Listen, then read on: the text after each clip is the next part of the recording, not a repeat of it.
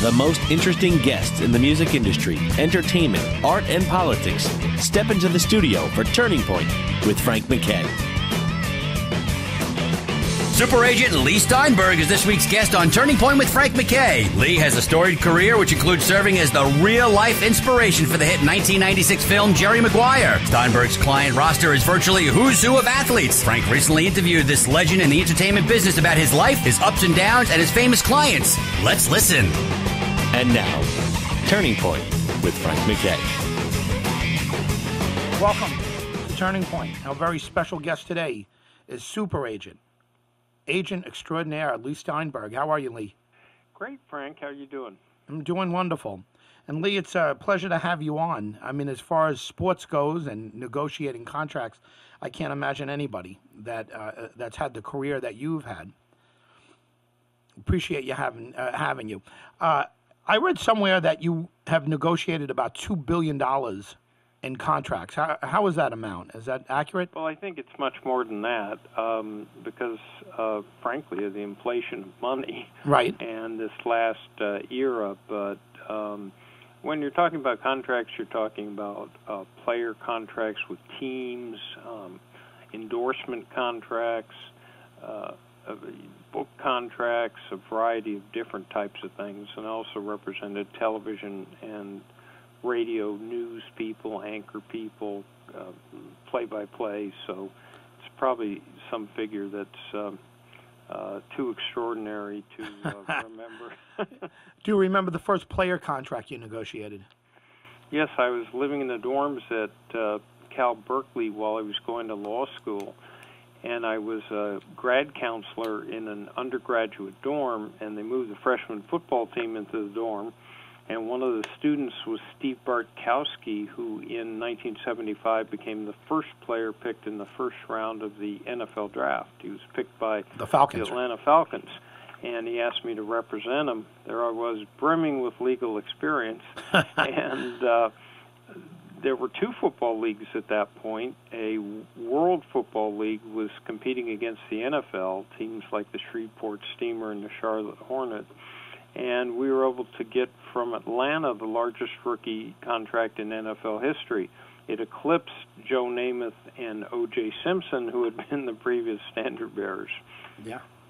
Well, when you came a little further in your career, you had a similar situation with Steve Young. And in that case, you kind of spurned the NFL and you went to the USFL. Am I right? Steve was fortunate in that the two leagues were fighting in 1984, and the USFL desperately needed to secure the franchise in Los Angeles, and we're a star-oriented market, so they needed a good-looking quarterback who played exciting. So it was really a deal for the league as well as for the franchise, and it ended up being for $42 million. That may not seem like a huge sum today, but back then it made headlines around the world. It led off the Dan Rather News. It was in Japanese. I got a newspaper that all I could read was 42, but it was a front-page headline like sports economics gone crazy. Yeah. I remember that contract. It was shocking. It was an absolute shocking amount. I couldn't remember the amount, but I mean, $42 million back then was just unheard of. What was a franchise for the USFL going for at that point? Remember, franchise prices were modest at that point. If you that's 1984, and you certainly could have bought one for $5 million. The reality was that in 1976 in the NFL, Tampa Bay and Seattle were $16.5 million. And when you come all the way up to 1995, Carolina and Jacksonville are $130 million. And then 5 years later, in 2000, Houston $650 million, and Cleveland sold earlier this year for over $1 billion.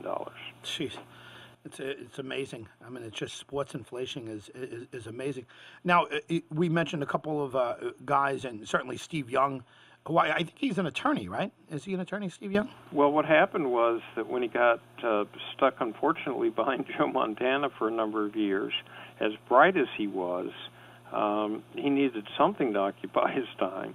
So he went to BYU Law School in the off season, and over a series of years accrued enough. So yes, he's an attorney. So he does the broadcast for ESPN. He's been a very, very successful businessman. He, like all of our players, does charitable and community work. He has a Forever Young Foundation and a growing family. So he's been an athlete who has been able to parlay his success on the football field into a very rewarding second career. Leigh Steinberg is our very special guest. And Leigh, when you mention guys like Steve Young, you're talking about I'm sure a character that when you met, you knew he would be good with his money, and he would handle it with some care and some careful investments. But that's not always the case with some of these young players. Now, whether they're rap stars or rock stars or athletes, a lot of these guys go through this money so quick. Is it part of your process with the new players that you're representing to sit down and say, hey, guys, this isn't going to last forever. Let's invest this money? Frank, they get that because the horror stories of the past have been so vivid. We try to profile clients so that we're getting young men who are bright, who've got good family backgrounds, who understand the ephemeral nature, how short the playing career is, and who are willing to retrace their roots and be role models and go back to the high school community and set up a scholarship fund, to the collegiate community, do the same thing, to the professional community, and set up a foundation that will help. So if they're willing to serve as role models and play a more active role, they understand the need for financial planning. What happens is athletes on a college campus have almost been divided into two groups. Those that come from strong family backgrounds and their parents are involved in agent and financial planning selection tend to make great choices. They get experienced agents, experienced financial planners, and their career path is set in a positive way. Those people who have no parental guidance or no guidance from the university may often accept money from agents or financial planners or alums, and it starts them on the wrong path, and they may end up with financial planners who sign them to power of attorney, meaning that the financial planner can simply withdraw money without the athlete's prior permission. And even if that system worked with a reasonable financial planner, the young athlete's not learning anything in terms of how to budget, how to write a check, how to keep a financial plan, and the rest. And divorce and large families and ridiculous investments tend to be the worst part of it. If I remember correctly, you also represented Ryan Leaf, and he was I think he was picked right behind Peyton Manning, and a guy like Ryan Leaf was this great prospect coming out of college, and I think there was even some talk about maybe who would go number one, Leaf or Peyton Manning, and you got an incredible contract for him, and of course he did not have the pro career that everyone wished he had, but still the importance of having an agent like yourself, or at least just a sensible agent, not even a super agent, just a sensible agent, is such a key factor for players. I mean, that was probably the disappointment of my career. We had represented 60 first-round draft picks and the very first pick in the first round in 8 different drafts, and there were weekends where I had half the starting quarterbacks. So when I was researching Ryan, I went to his coach, who said he fit our profile. Warren Moon had met him and said he fit our profile. Drew Bledsoe had gone to Washington State and said he fit our profile. So we had done the research. What happened is, in adversity, Ryan withdrew into himself, and everyone tried to get him help. And the more the outside pressure, criticism, and lack of success on the field grew, the more he receded into himself. As in terms of physical gifts, that might not have been the best choice I ever made, but if you go back in time, it looked like he was a more physically gifted quarterback and would be a bigger star than Peyton Manning. What you cannot factor into was the size of Manning's ambition, work ethic, and incredible desire to win. Turning Point with Frank MacKay returns right after this. Welcome back to Turning Point with Frank MacKay. You see more and more the legacies coming in, and especially in baseball. I mean, I can't imagine that how many people that are playing, how many guys in baseball are playing that father or grandfather played. And when you see a family like the Mannings, you see that heritage, and at least Peyton Manning knew what he was getting into. Certainly Eli Manning knew what he was getting into. And how much of a factor is that? Is the legacy type situations going on? I think it's important because so much of this is mental, especially at the quarterback position. So what we've been able to do very well is to help a Troy Aikman understand the pressures that he'd be going into in Dallas. But having Archie Manning as a father, those young sons grew up with it, and they understood the intensity of it all. Remember that the hardest adjustment to make is from being in college to the pros. Ben Roethlisberger was a client, and they will all tell you the game is so much faster. The safeties and corners move differently. The defenses are confusing, and the degree of separation, because the athletes are so much more talented, is much less. So it takes a couple of years to really see the field accurately, which is why it amazes me that an RG3 or an Andrew Luck would be so successful in their first years, because normally it's really hard to even see the field correctly.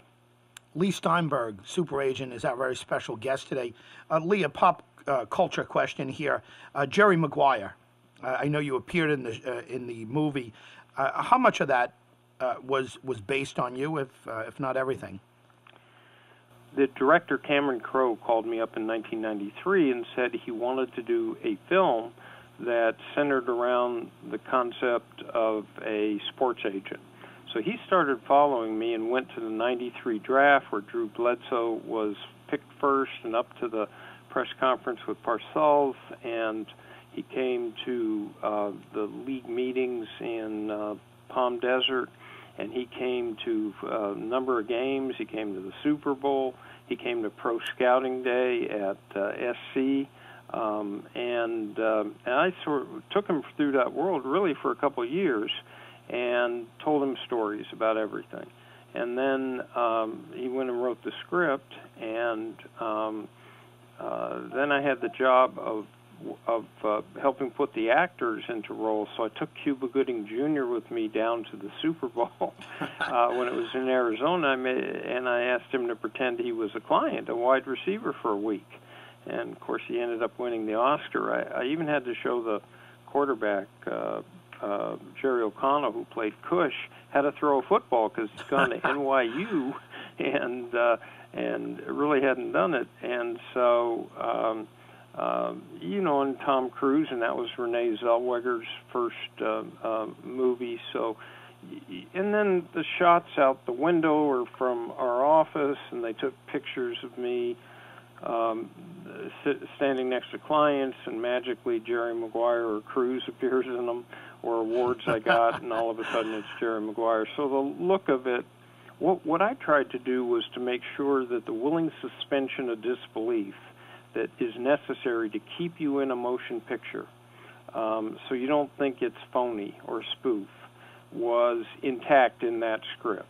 And so other than at the end where Cuba Gooding Jr. jumps up from a concussion, which probably is not going to happen, right. the look and feel of it was right.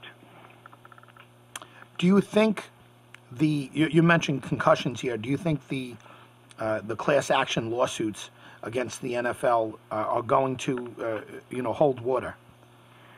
I do, because in 1994,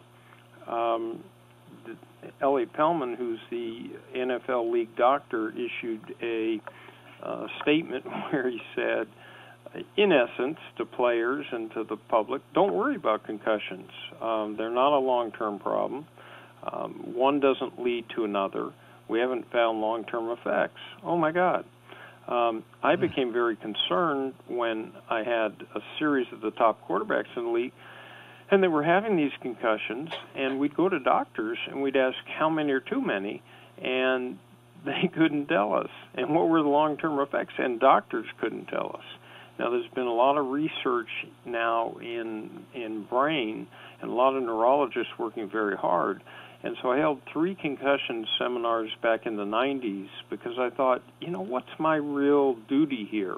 To put a bunch of money into players' bank books when I know they may go out and get dementia and not be able to live full lives? Don't I have a responsibility to try to make their health better?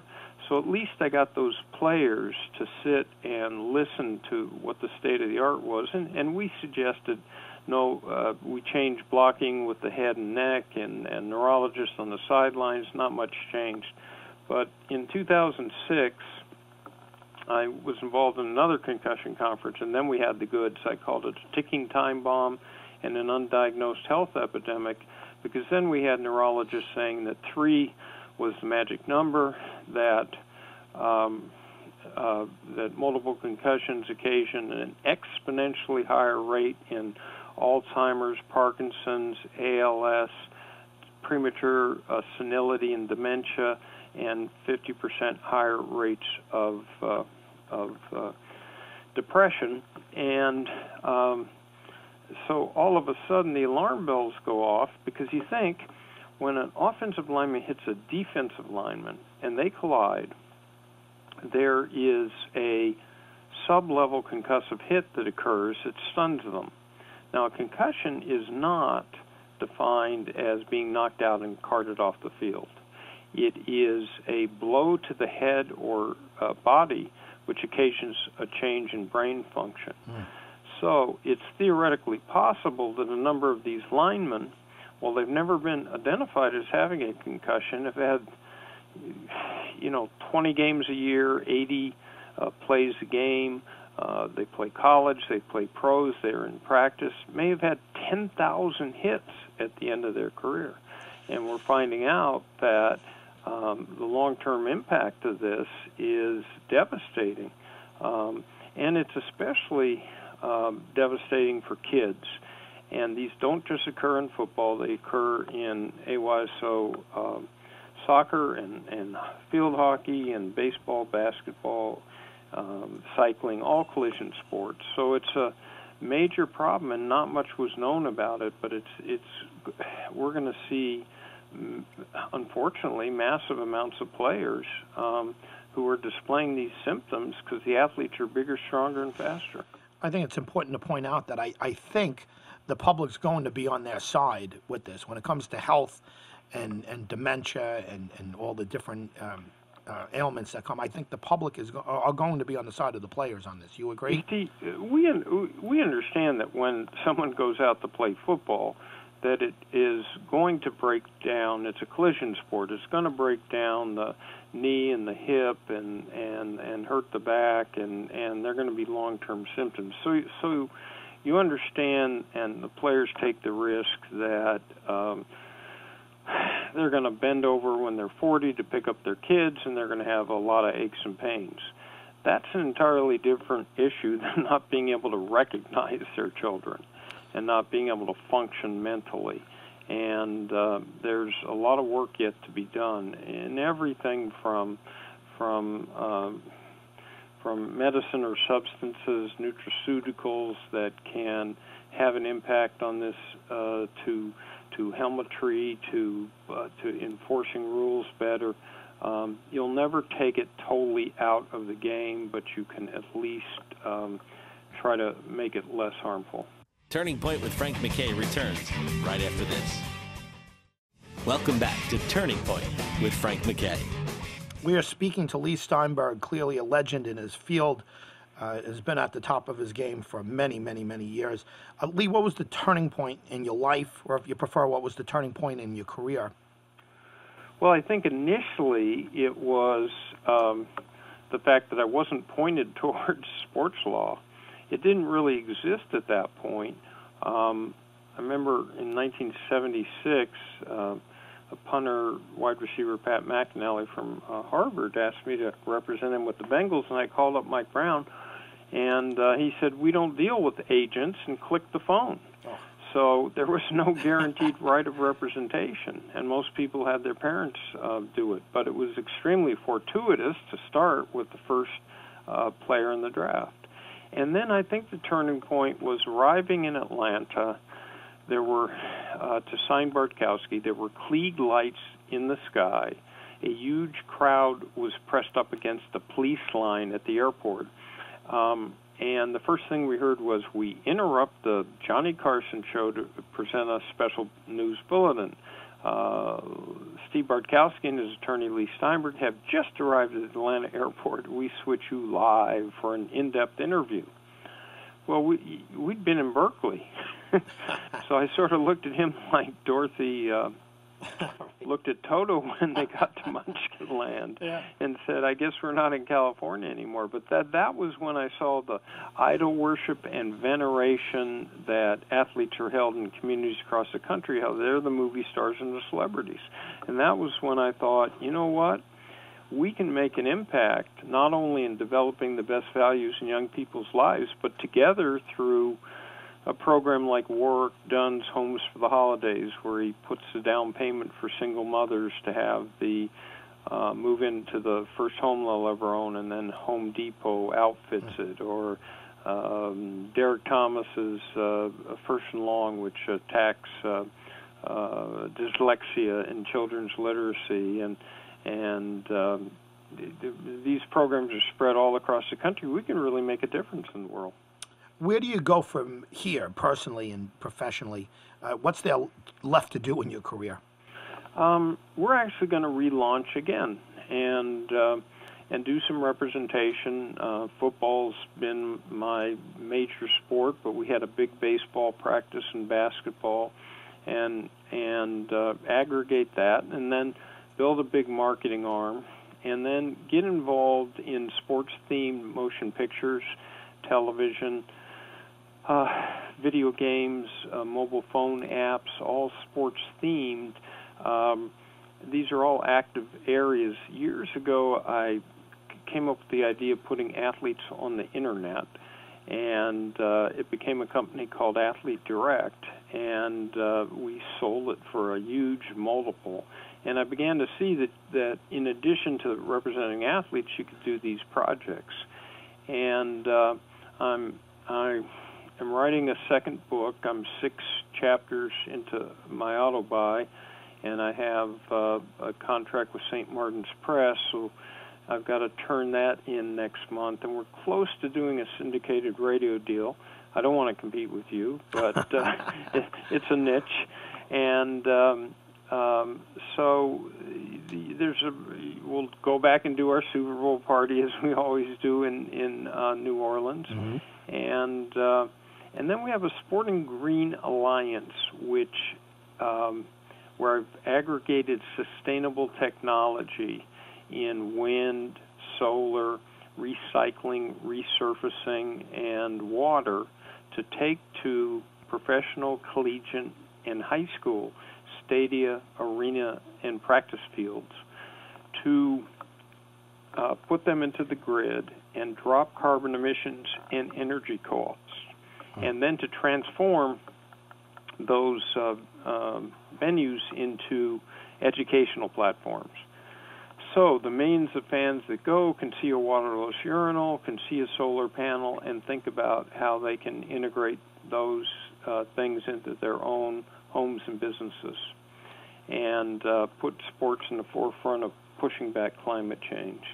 And then I'm teaching, I taught last year at UC Irvine a sports and entertainment law course, and I'm teaching one next fall at Chapman University, and those are a few of the things that will keep us busy. Leigh, do you have a website where people can kind of follow when the book's about to come out? They can kind of follow you? Well, it's at Steinberg Sports, which is also my Twitter. So in one form or another, at Steinberg Sports. And so that's the blog and tweet. And, we've entered the new age. We're even in the process of putting together a new internet-type magazine, which will be sports and entertainment-oriented. You watch your kids, and their whole media, their whole stimulation comes across their mobile phone, their tablet, the computer. I grew up reading a newspaper. I don't know if you remember those, but yeah. They're big Hardly. pieces of paper, getting news from there and television. But there's a paradigm shift now, and so we have to be in the forefront. Leigh Steinberg has changed the world of sports for the better. He has changed the way agents are looked at and the way they're seen. He's had a legendary career that's continuing to go, and his players, more than not, seem to end up with wonderful careers. So, Leigh Steinberg, thank you very much for being here. It's been an honor.